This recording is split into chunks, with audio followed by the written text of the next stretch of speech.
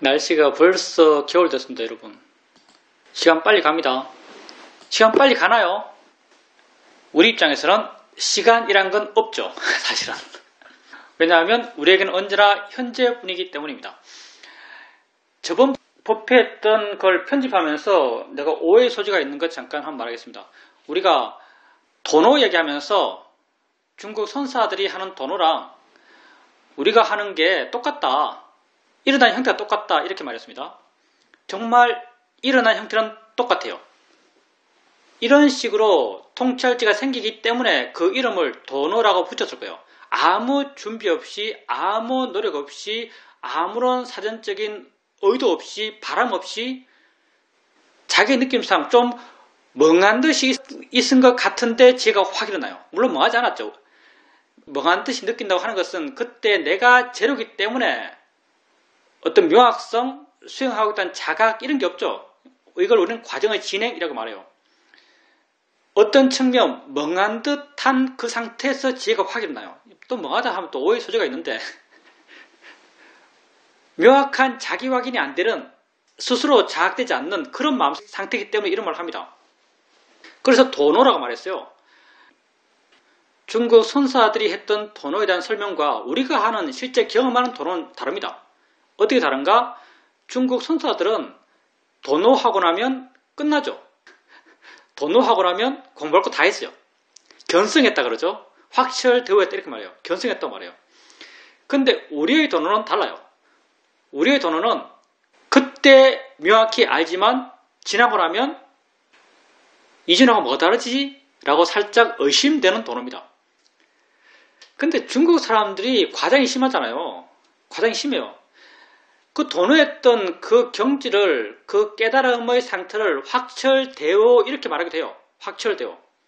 근데 우리가 도노할 때 우리도 아주 명확하게 확철대오합니다.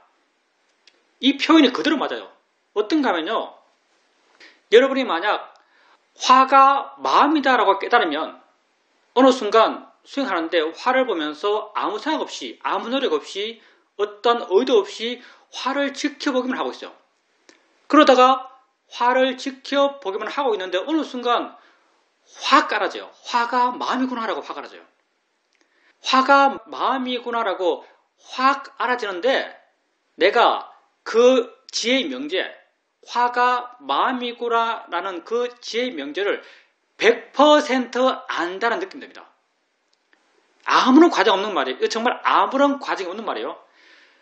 100% 내가 이걸 명확히 안다고 느껴져요.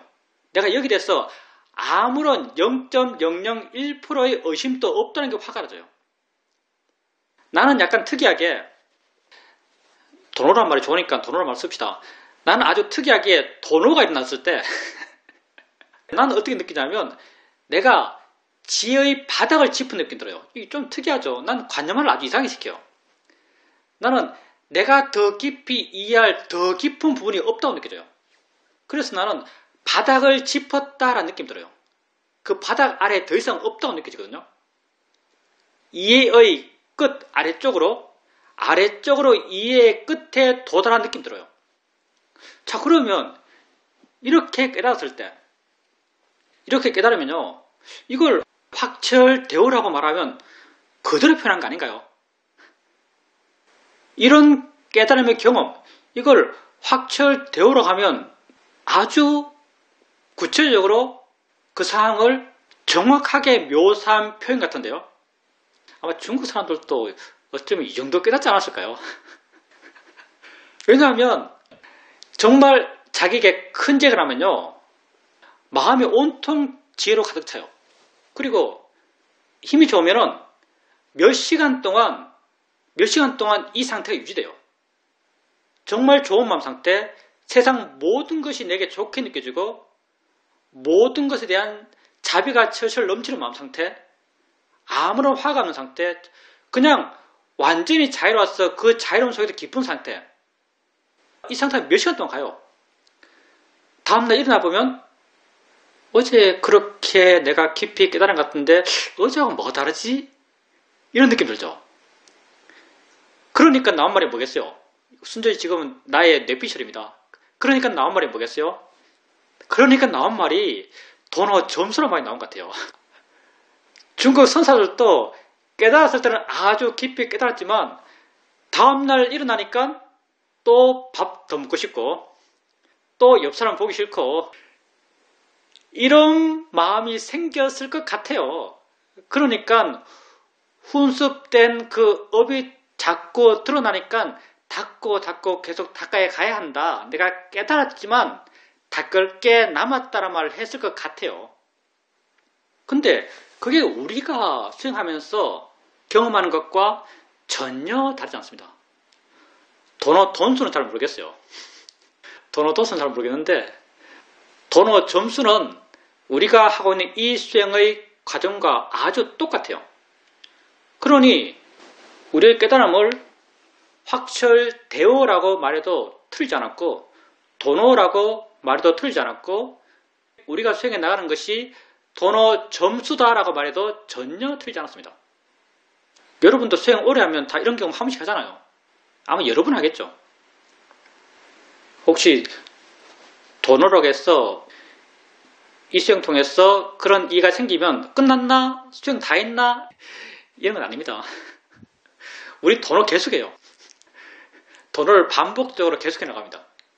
근데 그때 그 상태는 그렇게 충분히 설명될 수 있는 깨달음의 체험이에요.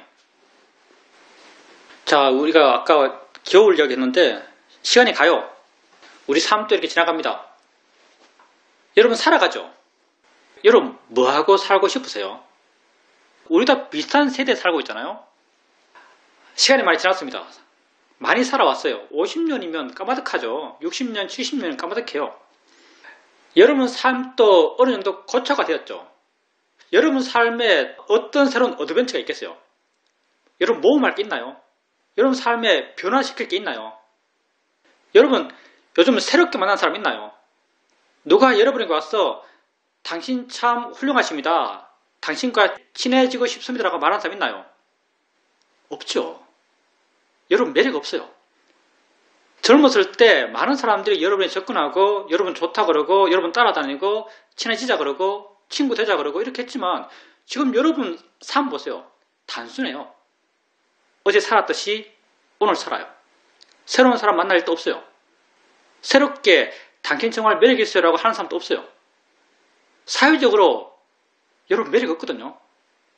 여러분 자신까지도 자기를 이렇게 생각해요. 여러분 저 사람 정말 훌륭하네. 저 사람과 친해져 봐야지 하면서 그 사람에게 접근할 용기가 있나요? 없을걸요. 그 용기 없는 기본이 뭐겠어요? 나에 대한 자신감이 부족하죠. 내가 생각해도 내가 별로거든요. 여러분 삶에서도 뭘 추구하겠어요? 설산에 올라가 보겠어요? 유럽 가서 한 달 동안 배낭여행 하겠어요? 어떤 새로운 모험을 추구할 거예요? 여러분 아주 변화 없는 안정적인 삶을 살고 있습니다. 그러면 여러분이 삶에서 뭘 추구해야 될까요?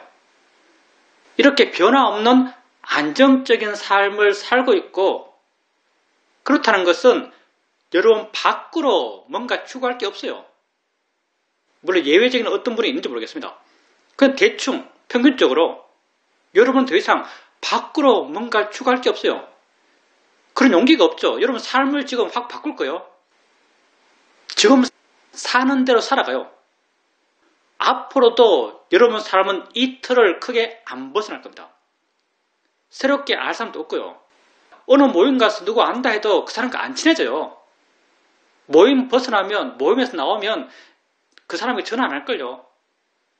여러분 삶이 이미 안정화되어서 변화 없고 이렇게 삶이 변화 때에도 그 삶에 변화를 줄 그런 용기도 별로 없어요. 자, 그러면 이렇게 계속 살아갈 텐데 그리고 앞으로 살아가면 살아갈수록 점점 더 여러분 삶은 이 틀에 고착화될 텐데 어떻게 살아야 되죠? 뭘 해야 되죠? 정말 자기에게 돌아와서 고요 앉아서 눈 감고 자기를 보면서 한번 고민해 봐야죠. 내가 뭐지? 내 삶이 뭐지? 어떻게 살아야 되지? 뭐가 가치 있지? 정말 뭘 해야만 내 스스로 내 삶의 가치를 확인할 수 있을까라고 한번 고민해 봐야죠. 왜? 우린 살아있고 생명이고 내 인생이고 내 삶이고 내게 소중한 거니까. 뭐가 가치 있지라고 한번 고민해 봐야죠. 여러분이 정말 남아있다는 말은 취소하겠습니다.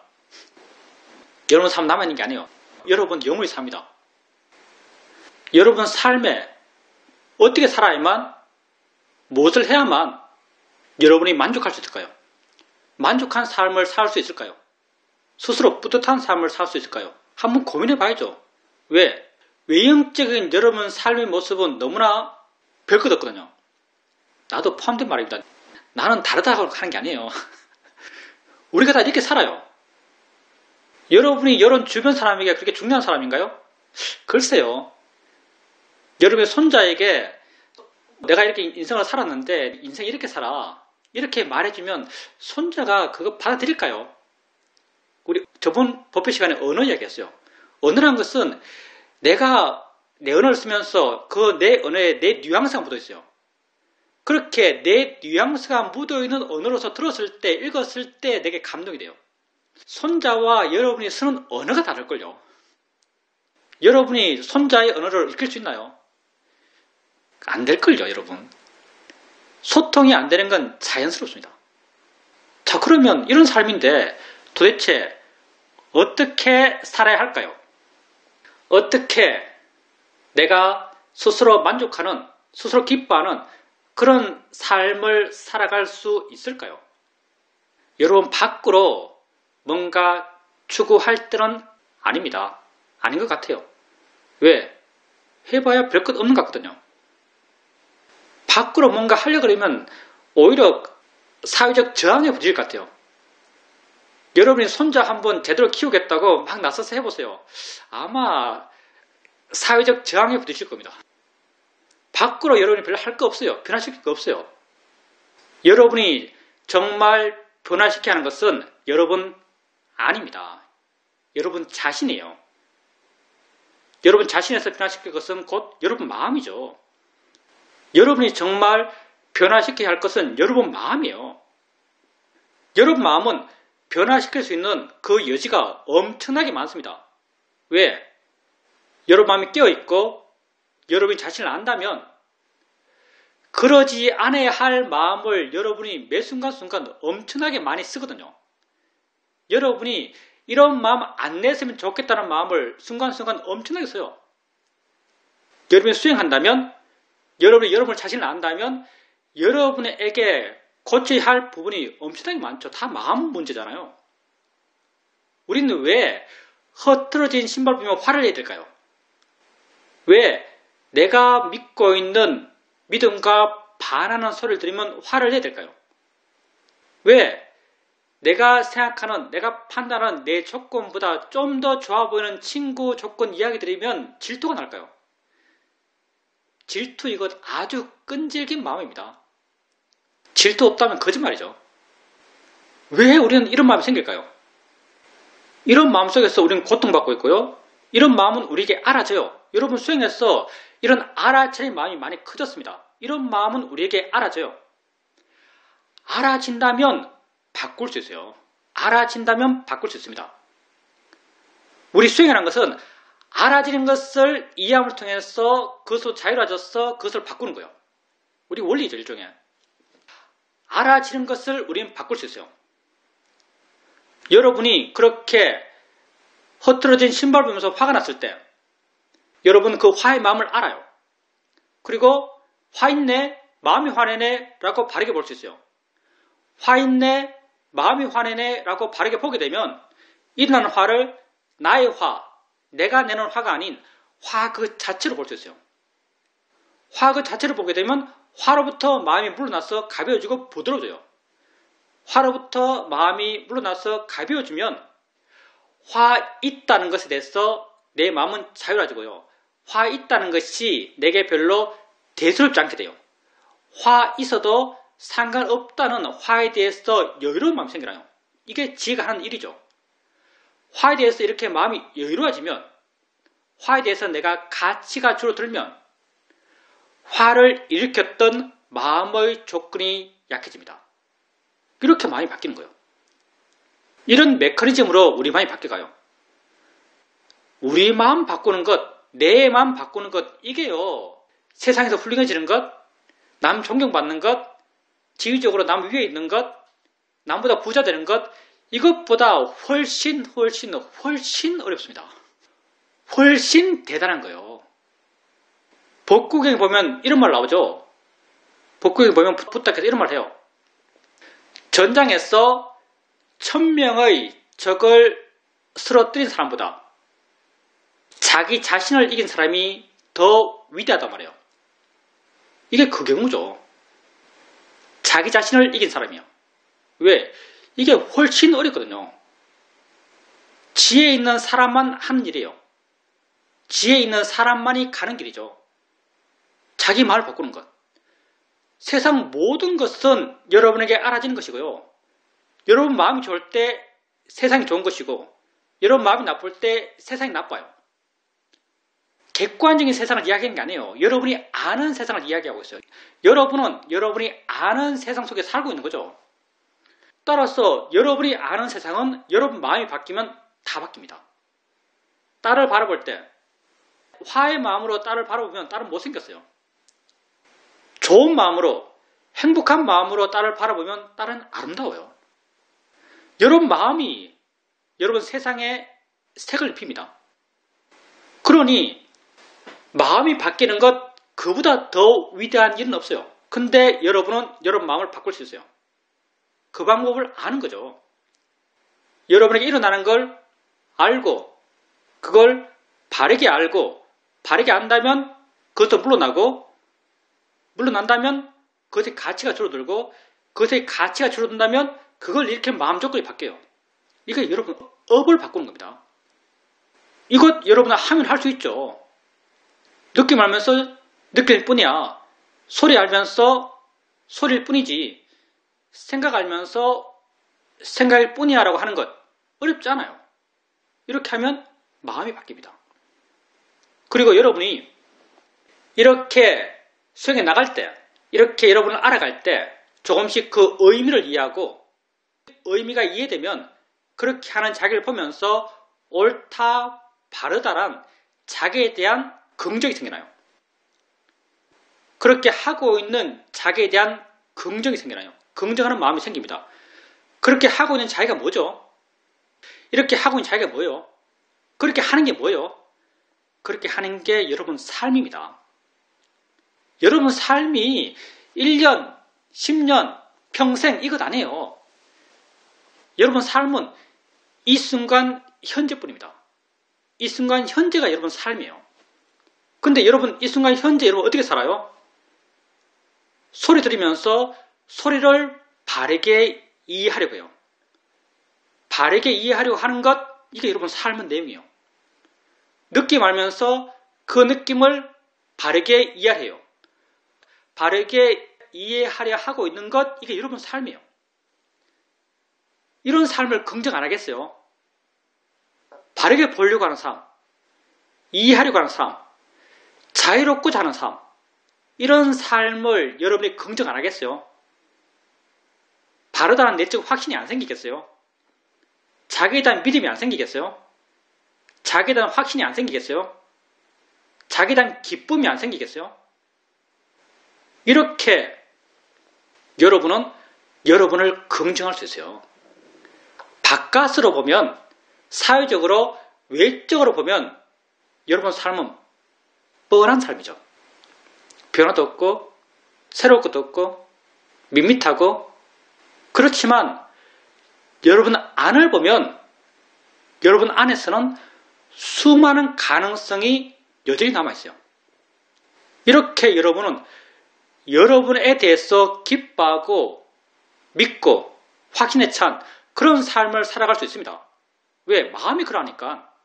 마음이 그런 거죠. 외형적으로 여러분 삶이 변화 없고 뻔하고 그래 보이지만 외형적으로 뭘 추구하지 마세요. 해봐야 별 도움도 안 되고요. 낯설면 더 저항이 심합니다. 여러분 안에서 여러분 삶의 그런 희망들, 기쁨들, 행복들을 찾아가세요. 이게 정말 영원한 거예요. 왜? 업으로 사이가거든요. 그게 업으로 사이가는 거예요. 그래서 부탁께서 네가 죽어서 다음 생에 가져갈 건 오직 너의 업뿐이다 이런 말을 해요. 이게 업으로 사이가는 거예요. 선한 업으로 사이가는 거죠. 그렇게 여러분 안에서 참되고 바람되고 가치 있고 기쁜 그런 삶을 만들어 가십시오. 질문입니다. 아침에 일어나는데 순간 든 생각이 로바도 마음이고 지혜도 마음이네 라는 생각이 들었습니다. 그리고 이 생각의 내용에 대해서 내가 이해하고 있다는 그런 마음의 느낌이 있었습니다. 우리에게 수많은 뭔가 마음의 작용이 일어나고 있는데 이 수많은 뭔가 마음의 작용들 가운데 하나가 로바의 마음이고 또 하나가 지혜의 마음이다 라는 그런 이해를 내포하고 있었습니다. 이렇게 로바도 지혜도 다 마음이다 란 그런 이해가 있다 보니까 일상의 삶을 살아가면서 일어나는 수많은 것에 대해서 아주 수용적이고 받아들이는 무엇도 지켜볼 수 있는 그런 마음이 되었습니다. 이렇게 마음의 여유가 있는 걸 보면서 정말 수행을 이끌어가는 것은 바른 견해구나 란 그런 생각이 들었습니다. 그래서 수행이 좀 더 자연스러워지고 부드러워지고 쉬워졌습니다. 이전에는 제가 핸드폰에 대해서 많이 경계하는 마음이 있었습니다. 근데 요즘은 별로 경계하지 않습니다. 할 거 있으면 하고 또 마음이 일어나면 일어나는 대로 보면 된다라는 생각을 갖고 있기 때문에 할 거 있으면 그냥 핸드폰을 갖고 일을 합니다. 좌선을 하고 있는데 핸드폰이 옆에 있었습니다. 그리고 좌선 시작할 때 잠깐 든 생각이 유튜브에 어떤 소식이 있는지 제목만 보자 이런 생각이 들었습니다. 마음이 뭔가 나를 설득한다는 느낌이 있었습니다. 그래서 유튜브를 켜고 제목을 확인하는데 점점 그 내용에 빠져들어가고 그런 마음이 점점 강해지면서 거기에 빠져서 한참의 시간을 보냈습니다. 그리고는 도저히 좌선이 안 되니까 일어나서 경행을 했습니다. 경행을 하면서 아까의 상황을 떠올리면서 아까 분명히 로바의 마음이었는데 로바의 마음이 도대체 왜 일어났지? 그게 어떤 성질이지? 라고 로바에 대해서 관심 갖는 마음이 생겼습니다.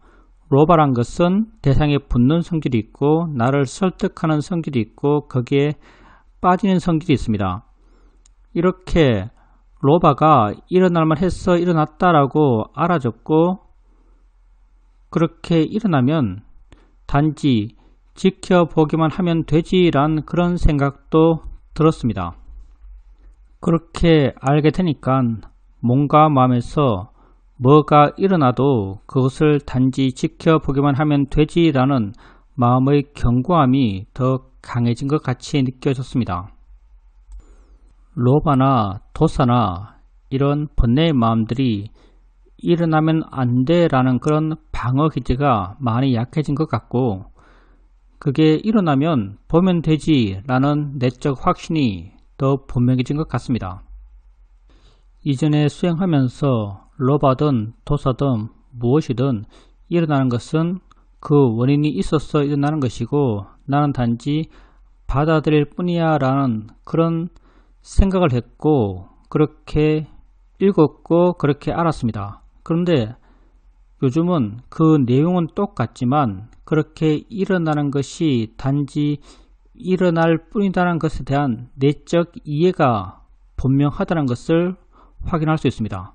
그리고 이렇게 내적 이해가 분명하다 보니까 실제 수행하는 데 있어서도 그 실천이 조금씩 자연스러워져 간다고 느껴집니다. 수행자님이 해나가는 방향은 아주 바람직한 방향이죠. 근데 우리가 수행 방법을 이해하는 것, 약간 사유적으로 수행 방법을 이해하는 것은 어느 정도까지 쉽다고 할 수 있어요. 모든 일어나는 것이 알아지는 것이니까 다 받아들이고 수용하고 항복하자. 이게 바른 방향이죠. 근데 실제 그게 일어났을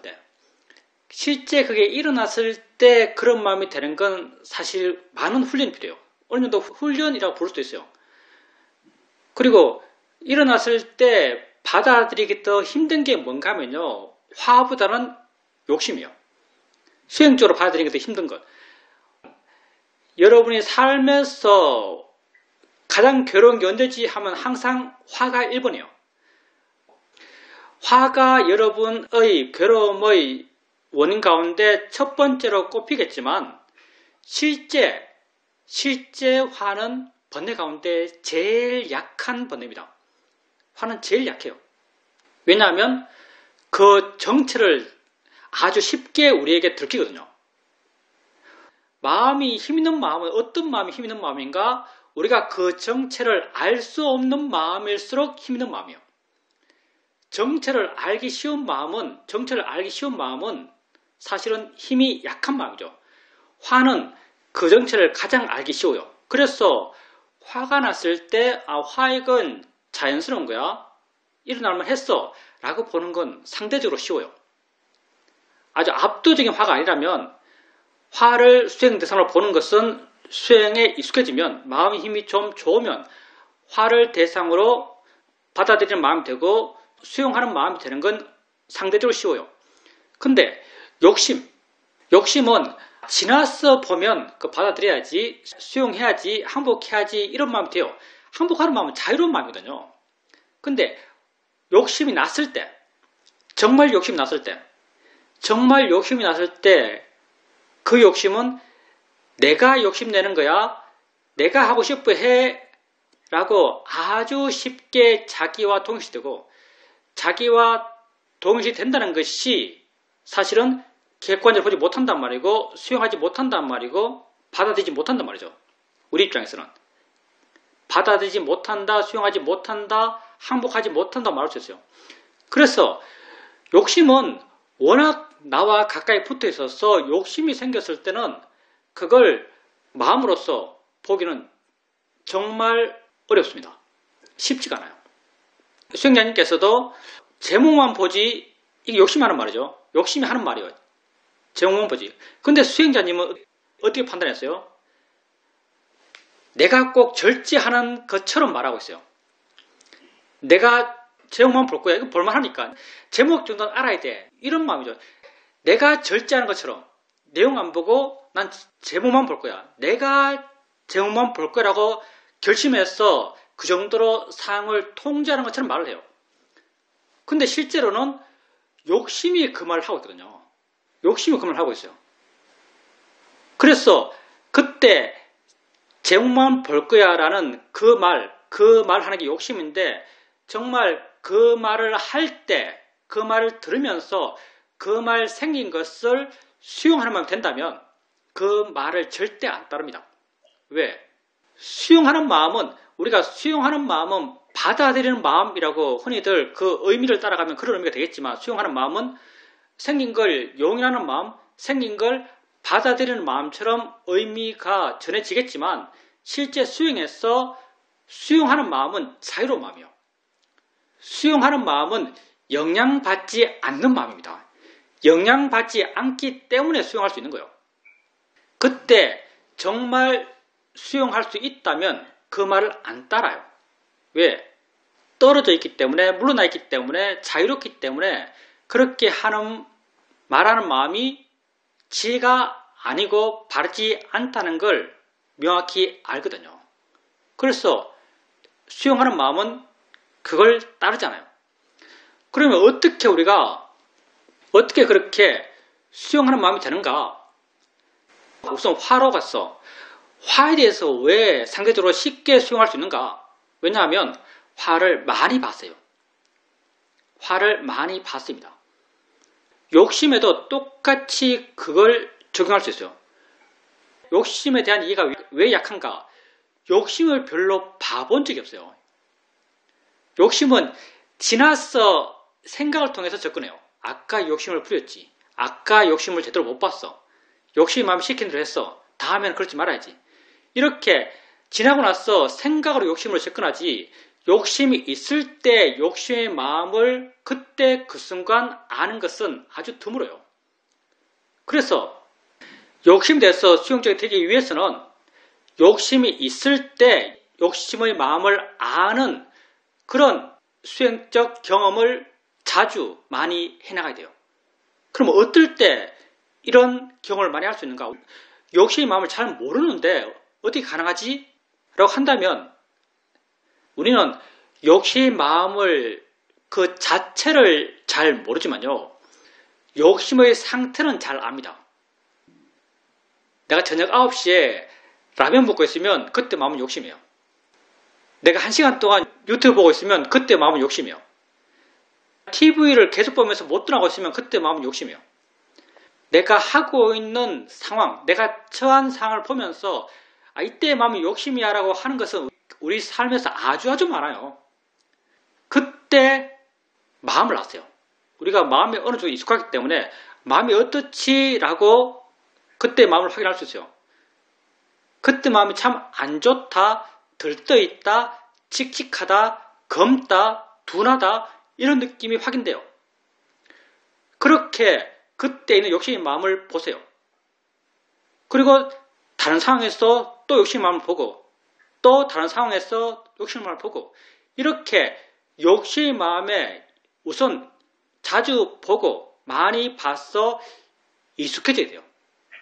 이렇게 익숙해지고 많이 보면 예민해집니다. 예민해지면 나중에는 생기면 바로 알 수 있어요. 우리가 지혜를 통해서 알 수 있죠. 수행을 맨 처음 할 때 지혜는 났지만 지혜를 몰랐어요. 근데 지혜에 익숙해지고 지혜를 자주 체험하고 나중에는 지혜 나도 자주 체험해 왔기 때문에 지혜 나도 별로 대수롭지 않을 정도로 지혜에 익숙해지면 아주 작은 지혜가 생겨도 지혜 있는 게 알아져요. 왜? 예민해졌거든요. 그래서 욕심은 정말 안 보이는 거기 때문에 욕심의 마음을 우리가 수행 대상으로 봐나가기 위해서 우선 가장 먼저 해야 될 것은 욕심의 마음을 자주 보는 것이고요. 욕심의 마음을 그렇게 볼 수 있기 위해서는 욕심의 상태를 확인하고 그때 단지 욕심의 상태라고 관념적으로 대충 두리뭉실하게 하는 것이 아닌 욕심의 상태에 있을 때 마음이 어떻지? 라고 하면서 마음을 확인해 보세요. 마음이 어떻지? 라고 마음을 확인해 보세요. 그러면 마음이 어떤 상태라고 알아져요. 왜냐하면 마음이 어느 정도 우리에게 익숙하니까. 그걸 반복적으로 지속적으로 해나가셔야 돼요. 그러다 보면 욕심의 마음이 예민해지고 예민해지면 더 자주 보게 되고 더 자주 보게 되면 조금씩 그걸 내 것이 아닌 내가 욕심 내는 것이 아닌 물러나서 수용하는 마음으로 그 욕심의 마음을 알 수 있어요. 그렇게 되었을 때 욕심에 대한 이해가 생겨납니다. 욕심에 대한 이해, 이건요, 우리 삶을 송두리째 바꿔갈 수 있는 지혜예요. 욕심에 대한 이해는. 우리 사회자께서는 붓다께서 왜 붓다가 되었는가? 욕심을 이해하셨기 때문에 붓다가 되었다 이렇게 말했죠. 우리가 사는 세상이 욕계입니다. 이 세상을 굴러가게 하는 가장 근본적 에너지가 욕심이에요. 욕심의 마음을 보고 욕심의 마음을 이해하고 욕심의 마음에서 물러나고 욕심의 마음을 수용할 수 있는 그런 욕심에 대한 지혜가 있는 삶이라는 것은 전혀 다른 에너지로 사는 거예요. 욕계에 사는 모든 존재들이 욕망으로 살아가지만 그는 지혜의 힘에 따라서 그 욕망의 에너지가 아니면 다 지혜의 에너지밖에 없죠. 지혜의 에너지로 삶을 살아가게 돼요. 우리가 수행한다고 하지만 아직까지 웬만해서는 우리의 기본적인 에너지는 욕심이에요. 그래서 욕심을 아는 것은 우리에게 정말 중요한 것이고요. 욕심을 알기 위해서는 그런 노력들이 필요합니다. 그리고 수행자님께서 아까 욕심의 마음이나 지혜의 마음이나 다 마음이지 라고 이해하셨어요. 당연히 이건 통찰의 지혜죠. 그리고 이런 얘가 있었을 때 뭔가 마음이 수용적이 되고 마음이 부드러워졌을 거고요. 이해가 있을 때 이해가 우리 수행에 주는 영향은 언제나 수행을 쉽게 하고 단순하게 하고 자연스럽게 해요. 그렇게 수행이 단순하고 쉽고 자연스럽게 변해갔을 겁니다. 지혜가 언제나 그런 일을 해요. 하여튼 그렇게 욕심에 한번 관심을 가져보십시오. 욕심에 대해서는 좀 노력이 필요해요. 화는 자연스럽게 수행할 수 있어요. 근데 욕심은 우리가 익숙하지 않습니다. 그래서 욕심에 대해서는 좀 노력이 필요합니다. 근데 욕심의 마음을 이해하기 위해서 노력의 마음을 일으킬 기회는 굉장히 많습니다. 우리 삶에 욕심이 정말 많으니까. 그렇게 욕심을 대상으로 노력의 마음을 한번 일으켜 보십시오. 그렇다면 정말 진지하게 수행하고 계신 거예요. 질문입니다. 스님께서 아까 새로운 사람을 사귈 수 있는가 라고 물어보셨는데 저는 사귈 수 있다, 사귀고 있다라고 말씀드리고 싶습니다. 제가 일주일에 한 번씩 한의원에 가게 되는데 한의원에서 만나는 사람 가운데 이 수행을 함께 하는 분이 계십니다. 서로 성향은 엄청 다른데 한의원에서 치료하는데 걸리는 시간이 고무줄처럼 1시간도 걸리고 2시간도 걸리지만 함께 법에 대해서 이야기하고 그럼을 통해서 내 자신에 대해서 더 깊이 이해할 수 있게 되고 내 마음의 작용에 대해서 더 많은 것을 알 수 있습니다. 마음은 알면 알수록 재밌다라는 생각이 듭니다. 그분과 이야기하면서 내가 하고 있는 이 수행과 법에 대해서 새롭게 많은 이해를 해 나가고 있습니다. 이렇게 그분과 서로 알아가면서 내게도 도움되고 그분에게도 도움되는 것 같습니다. 내가 내 마음의 작용을 알아가면 알아갈수록 마음은 정말 신기하다라고 생각됩니다. 어떻게 이럴 때 이런 마음이 나고 어떨 때 저럴 때 저런 마음이 일어나는지 재밌고 신기하고 정말 알만한 것이다. 관심 가질 만한 것이라는 생각이 듭니다. 아까 제가 했던 말은 그냥 대충 이렇지 않을까라는 보편적인 시각에서 한 거고요.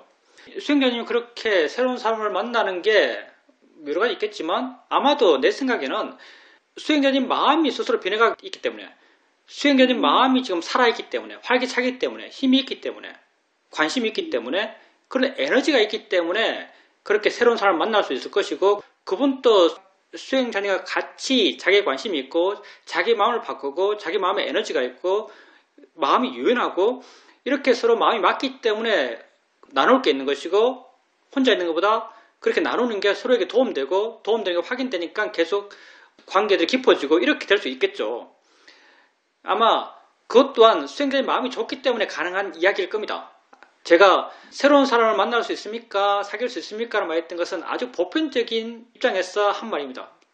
그 보편적이라는 게 사실은 폭이 별로 안 넓은데 어찌 보면 나를 기준으로 한 말인지 몰라요.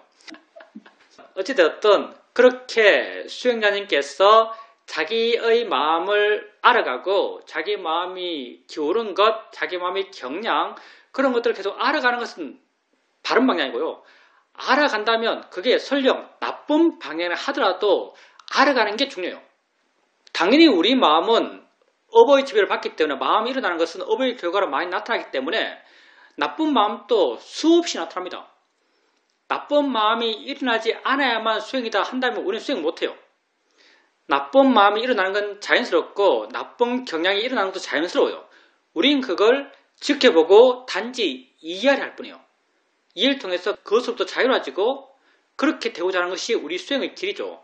그래서 수행자님께서 자기 마음의 경향들, 기우는 것, 하고 싶어하는 것, 하기 싫어하는 것 이런 다양한 마음의 작용들 그런 것들을 바르게 알아가고 있다면 아주 수행을 바르게 하고 계신 것이고 수행자님 그 과정에서 바른 마음이 생겼을 때 옳다고 알고 그 길을 따라가고 바르지 않은 마음이 생겼을 때 바르지 않다고 알고 그 길을 따라가지 않는 그런 지혜가 제시하는 방향으로 삶의 실천을 하고 있다면 내적으로 뿌듯하고 바르다고 스스로 알아가고 자기 삶에 대해서 스스로 만족하는 그런 삶의 내용이 되어갈 겁니다. 수행을 잊지 않고 계속해 나가신다면 점점 삶이 그런 식으로 채워져 나가겠죠.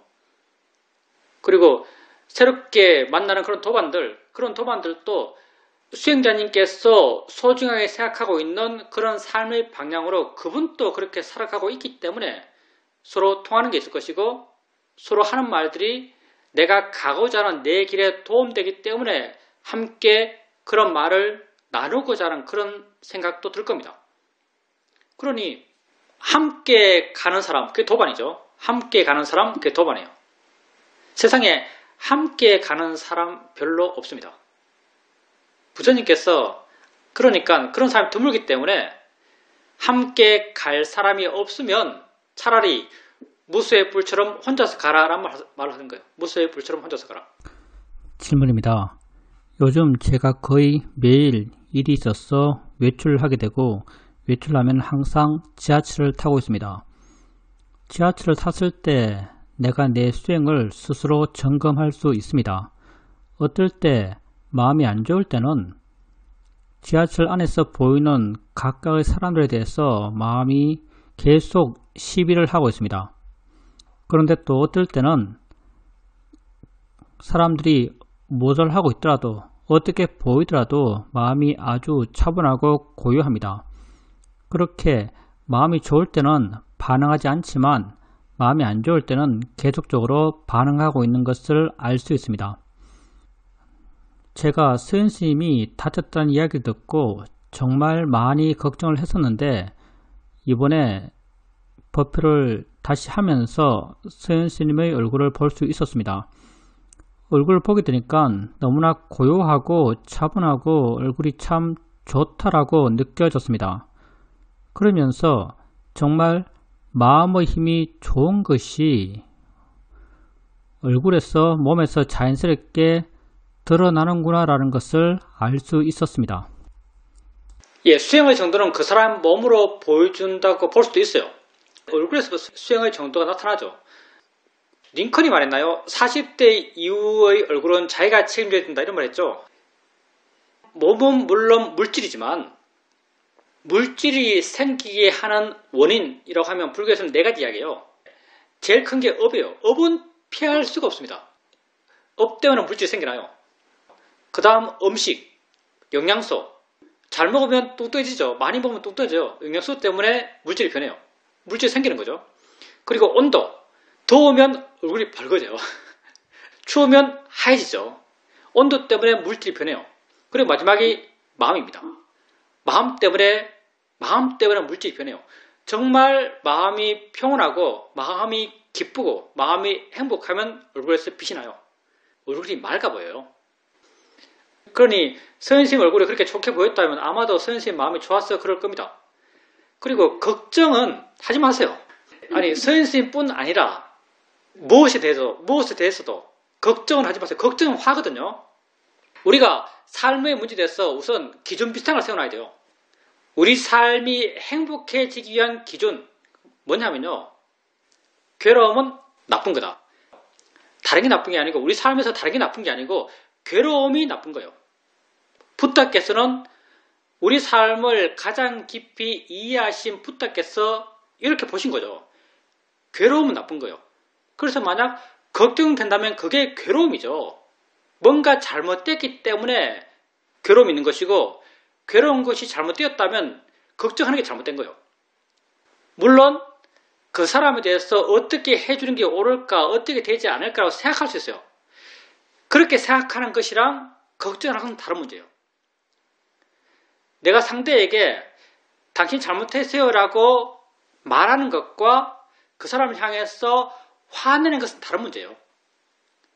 그 사람에게 내게 도움되고 그 사람에게 도움된다면 당연히 그 사람에게 당신 잘못되었어요. 이렇게 하는 게 맞아요 라고 말해줄 수 있어요.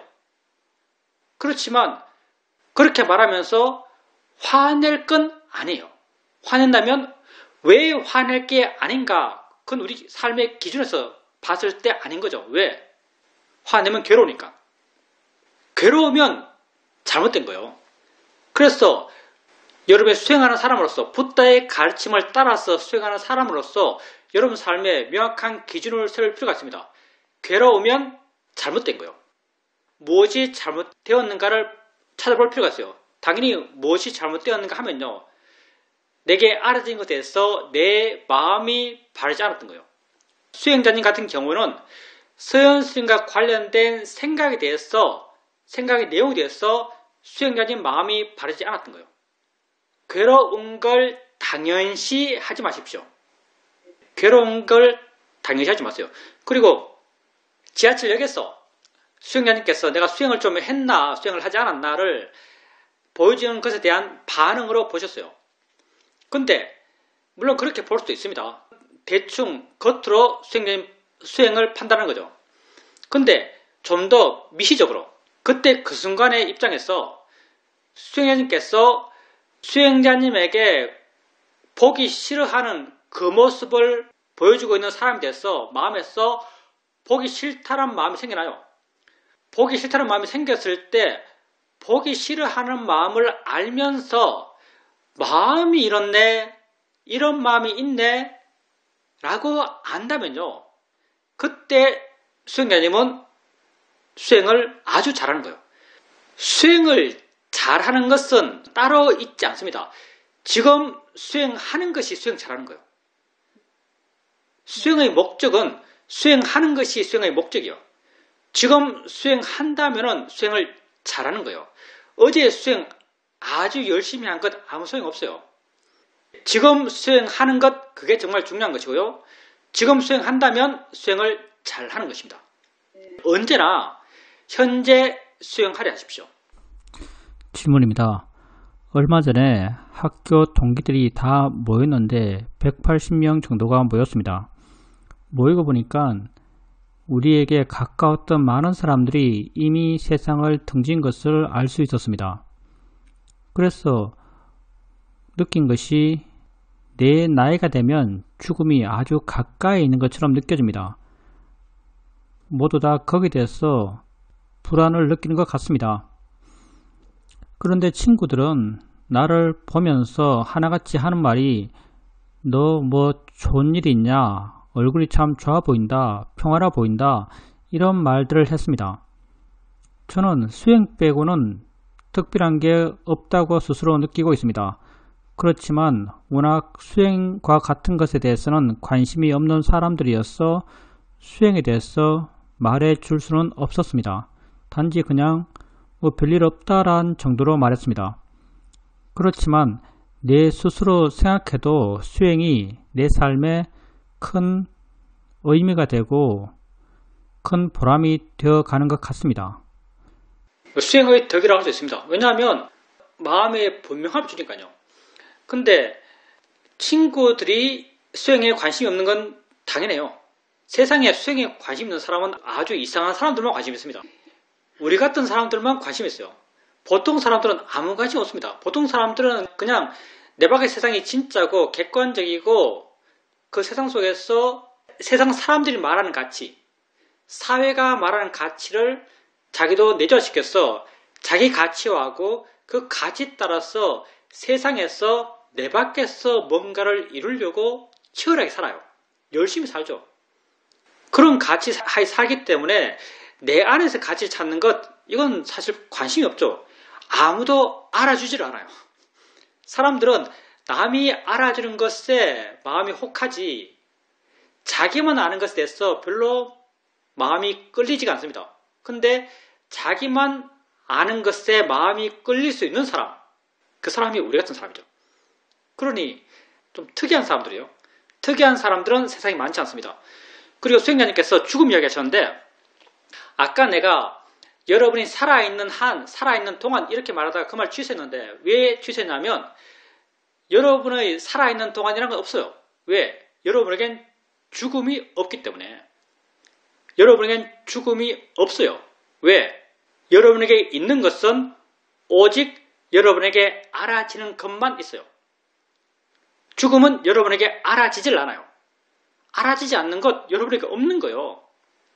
여러분에게는 오직 삶만 있을 뿐입니다. 여러분이 존재하는 한도 이상하네요. 왜? 존재하는 것밖에 없으니까.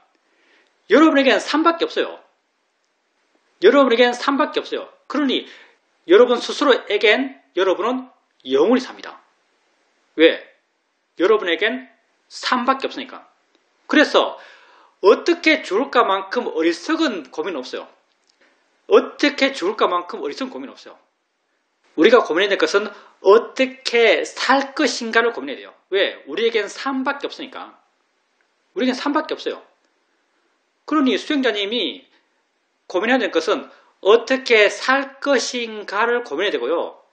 어떻게 살 것인가에 대한 정답은 수행자님이 이미 갖고 있습니다. 이 길이 우리가 살아가야 할 길입니다. 여러분, 보람된 삶을 사십시오. 보람된 삶은 정말 여러분의 보람된 삶은 여러분 안에서 가능한 거예요. 여러분 밖에서 가능한 이야기가 아닙니다.